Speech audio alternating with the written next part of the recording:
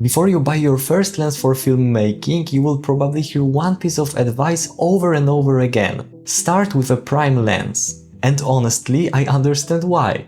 A prime lens is simple, usually brighter, often more affordable, and because it limits you, it can force you to move, think, and become more creative. But I don't think that automatically makes it the best first lens for everyone. Because a zoom lens can teach you something completely different.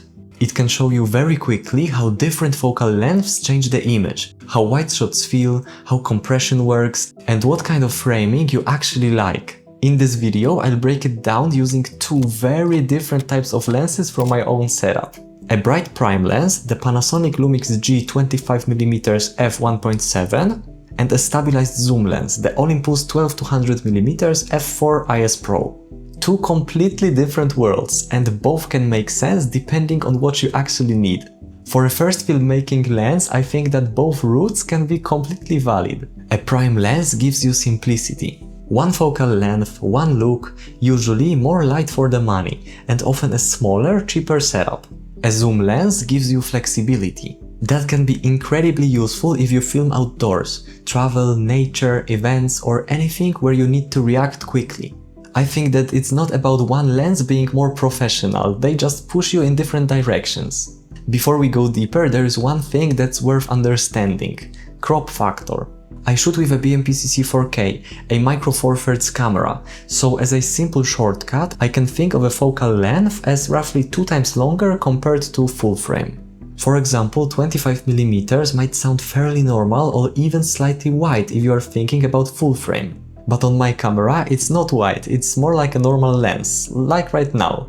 And my 12-100mm zoom feels roughly like a 24-200mm full-frame equivalent range. You don't need to obsess over math, but you should understand what the lens will actually feel like on your camera.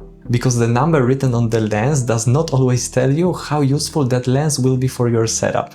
This is one of the reasons why my 12-100mm zoom is so useful for outdoor filmmaking. I get a huge range without needing a massive telephoto lens. A lot of people say that prime lenses are better for beginners because they limit you, and I think that there is truth in that. When you only have one focal length, you cannot fix every framing problem by zooming. You have to move. You have to think about the distance to your subject. You have to choose your background more carefully. You start noticing how the frame changes when you take 2 steps forward, 2 steps back, or move slightly to the side. That can be a great learning experience. It can also make filming less overwhelming because you remove one big variable. There is no zoom range that you have to think about. You just have one focal length and you learn how to see with it. But there is also another side to this. If a prime is your only lens, it can become limiting very quickly. Maybe it is too tight for travel, maybe it's not wide enough for landscapes, maybe it has no stabilization. Maybe it looks beautiful in controlled shots, but becomes frustrating when you are outside and need to react quickly. So yes, the limitation can help you learn, but it can also stop you from capturing certain things, and this is where zoom lens can be very useful. A zoom lens can be dangerous if you use it lazily. It is very easy to stand in one place and just zoom in or out instead of actually looking for a better angle.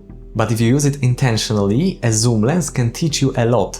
You can feel the difference between a wide shot and a tighter shot. You can see how the background changes when you zoom in.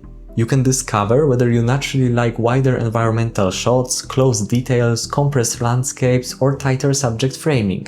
And this can help you make better lens choices later. Because instead of guessing what focal lengths you need, you start learning it from your own footage.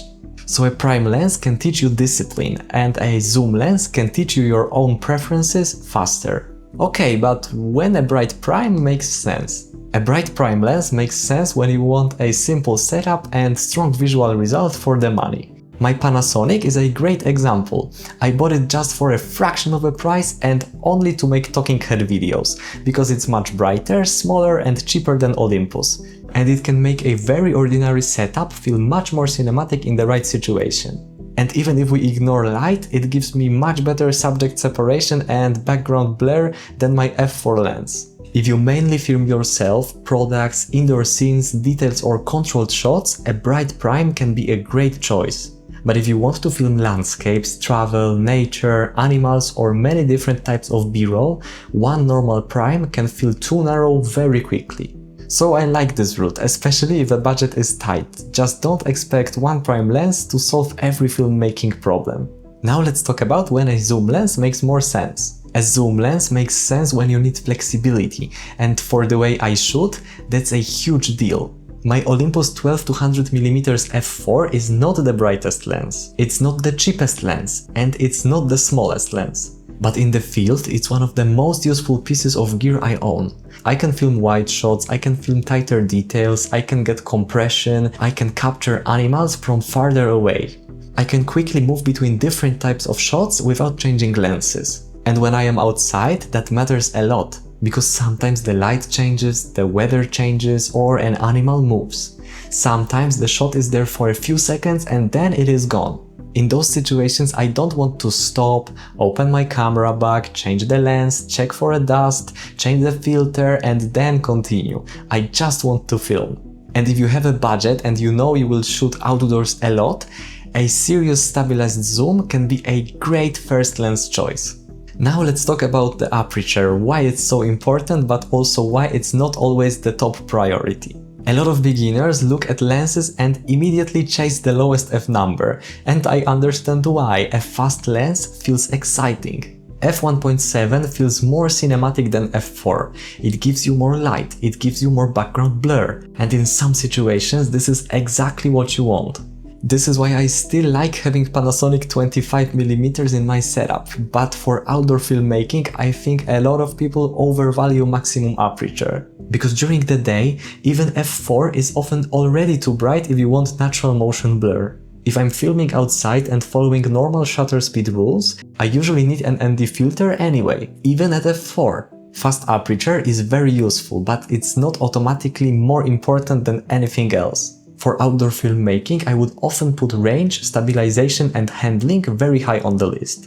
When I was trying to choose my first lens, I thought of stabilization as a good add-on, a bonus, something on top of the lens. But now I think that stabilization is one of the biggest things I would think about before buying a first lens. My camera doesn't stabilize the footage, so lens stabilization is very important in my setup. And this is one of the main reasons I like the Olympus 12-200mm so much. It dramatically helps with small shakes, it makes post-production easier and it helps with quick outdoor shots. Unless you know you will shoot mostly locked-off tripod shots, stabilization is not just a bonus, it can be the difference that will make the footage actually usable. Now let's move to manual focusing and handling. For filmmaking, focusing matters a lot, especially when you use a camera where you don't rely on autofocus. This is one area where a more serious lens can feel very different from a small budget prime. The Olympus has a focus clutch and I really like that for video. It makes manual focus feel more direct and easier to control. The Panasonic still works and I use it, but it feels more like a small affordable photography lens. And that is fine, it's cheap, bright and useful, but that's not the same focusing experience. So when you choose your first lens, don't only think about how sharp it is. Think about the handling. Can you focus comfortably? Can you control it? Does the lens make filming easier or more annoying? Because if the image looks good but the lens frustrates you every time you use it, that might not be the right lens for your workflow. A first lens also needs to fit your real shooting life, and that's something that people often ignore. A lens can look amazing in the reviews, but if it's too heavy, too awkward and too slow to use, you may not bring it with you. For outdoor filmmaking, that matters a lot. The Olympus 12-200mm is not tiny, but for me it replaces multiple lenses. I don't need a separate wide lens, medium lens and telephoto just to cover basic travel and nature footage. The Panasonic 25 is the opposite. It is small, light and easy to carry. It is a kind of lens you can just throw in the bag and forget about it, but it doesn't replace a full outdoor zoom.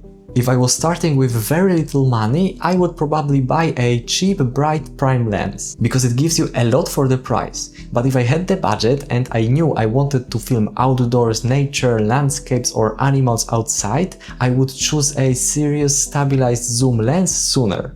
Because for that kind of work, flexibility is not just convenience, it changes how much you can capture. And for me, that matters more than having the fastest aperture all the time.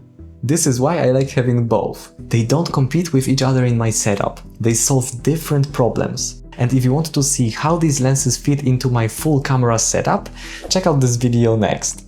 Thanks for watching, and remember, let your films be shot by reality.